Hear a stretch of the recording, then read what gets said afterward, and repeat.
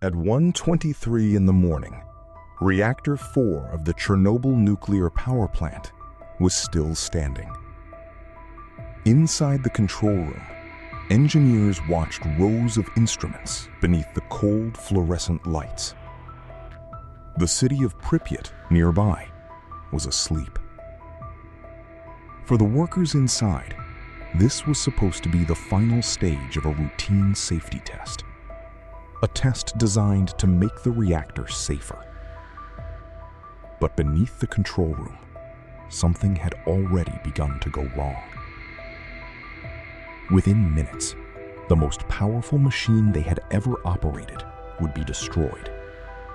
And the people watching the instruments would not understand what was happening until it was too late.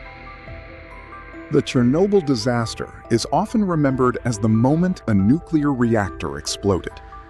But the explosion was only the final second of a much longer chain of events. Hours before Reactor 4 was destroyed, everything appeared normal. Workers arrived for the night shift. Engineers prepared their equipment. And a planned experiment was about to begin. The goal was simple. They wanted to know if the reactor's turbines could provide emergency electricity during a power failure. The test was created to improve safety. Instead, it revealed weaknesses hidden inside one of the most powerful nuclear reactors ever built. To understand how Chernobyl happened, we have to return to the final hours before the explosion. The evening of April 25, 1986, the Chernobyl Nuclear Power Plant was operating like any other industrial facility in the Soviet Union. Located near the city of Pripyat, the plant was one of the largest nuclear power stations in the world. For the people who lived and worked there, Chernobyl represented progress. Pripyat was a young city built around the future of nuclear energy. Its apartment buildings, schools, parks, and public spaces were designed for thousands of workers and their families. Children grew up believing the plant was a symbol of achievement. Engineers believed they were operating one of the most advanced machines of their time. That night, nobody walking through the streets of Pripyat could have imagined what was about to happen. Inside Reactor 4, a team of engineers prepared for a planned safety experiment. It was not a test designed to damage the reactor. It was created to answer a simple question. If the reactor lost external power, could its spinning turbines provide enough electricity during the critical seconds before emergency generators started? The goal was safety. But the conditions inside Reactor 4 were about to become far more dangerous than anyone expected. The safety test had been planned carefully. The engineers wanted to simulate a power failure and observe how the reactor responded during the short period before backup generators could provide electricity. The idea was straightforward.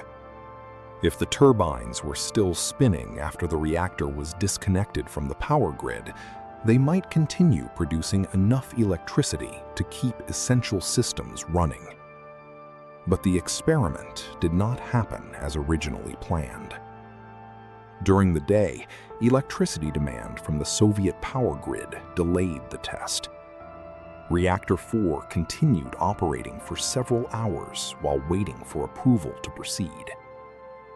By the time the night shift took over, the conditions inside the reactor were different from those expected in the original plan. The operators continued with the experiment. They were following a procedure designed to improve safety. But the reactor was now operating in a condition where small changes could have unexpected consequences. As the power level was lowered, the reactor became increasingly difficult to control. The engineers inside the control room were not trying to create a disaster. They were trying to complete a test they believed would make the system safer. But they were about to discover that the machine they trusted had weaknesses they did not fully understand. Shortly after midnight, Reactor 4 entered a condition that made the experiment far more dangerous. The power level had dropped much lower than originally intended. The operators attempted to restore stability by adjusting the reactor controls. From inside the control room, there was no visible sign that a catastrophe was approaching. There was no fire, no dramatic warning, only instruments, numbers, and readings that showed a system becoming increasingly difficult to manage. The danger was hidden inside the design of the reactor itself. The RBMK reactor used at Chernobyl had characteristics that could make it unstable under certain conditions. One of its most important weaknesses involved how the reactor responded when power levels changed. These problems were not fully understood by everyone operating the machine that night. The engineers were not standing in front of a reactor they knew was about to fail. They believed they were correcting a difficult situation and completing a safety test. But beneath the control room, the reactor was moving closer toward a point where human decisions would no longer be enough to stop what was coming. At approximately 1:23 in the morning, the safety test entered its final stage. The turbine was disconnected, and the reactor began responding in ways the operators did not expect. Inside the control room, the atmosphere changed. The engineers watched the instruments carefully. They searched for the reason behind the unusual readings. Something was wrong, but they still believed the situation could be corrected. Then came the decision that would become one of the most debated moments in nuclear history. The operators pressed the emergency shutdown button, known as AZ5. It was designed for one purpose: to stop the reactor. For the people inside the control room, pressing AZ5 was not an act of panic. It was the action they believed would return the reactor to a safe condition. But the RBMK reactor contained a hidden design flaw.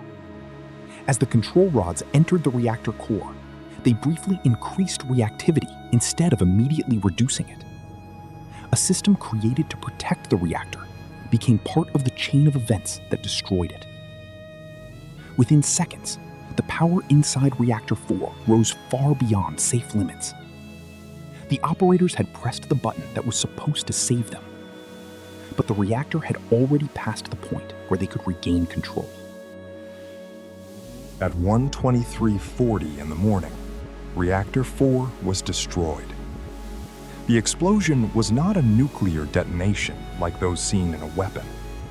Instead, an uncontrolled surge of power generated enormous steam pressure inside the reactor, followed by violent chemical reactions that tore the reactor apart. Within seconds, the upper biological shield, weighing hundreds of tons, was lifted from its position. Concrete and steel were thrown apart as the reactor building suffered catastrophic structural damage.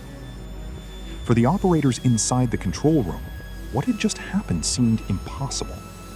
The reactor was never supposed to explode. Some believed a pipe had burst. Others assumed there had been a mechanical failure somewhere inside the plant. Very few could imagine that the reactor core itself had been destroyed. In only a few seconds, a routine safety experiment had become the worst accident in the history of civilian nuclear power.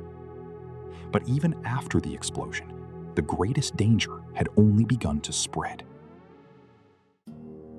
As the first emergency calls reached the local fire station, firefighters and plant workers rushed toward Reactor 4. They expected an industrial fire, nothing more. They could see flames rising from the damaged building. They could hear explosions and falling debris. But the greatest danger around them was completely invisible. The reactor core had been exposed, releasing intense levels of radiation into the night air. Most of the people responding had no way of knowing what they were walking into. They climbed onto the reactor building, carried hoses through the smoke, and worked to stop fires that threatened nearby equipment. They were not trying to become heroes. They were simply doing the job they had been trained to do.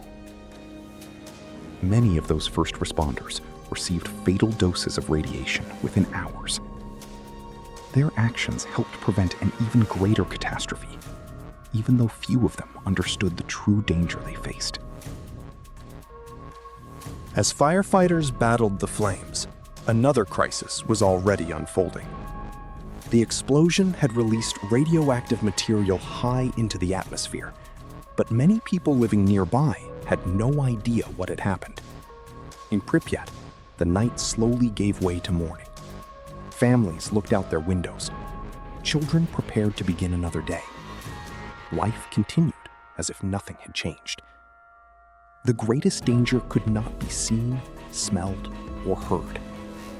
It would take time before the full scale of the disaster became clear, not only to the people of Pripyat, but to the rest of the world.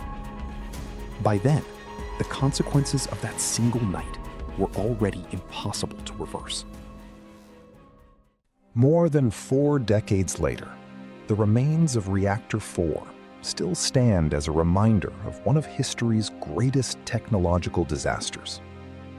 Chernobyl was not the result of a single mistake or one person pressing the wrong button. It was the outcome of hidden design flaws, flawed decisions, and a system that failed to recognize its own weaknesses.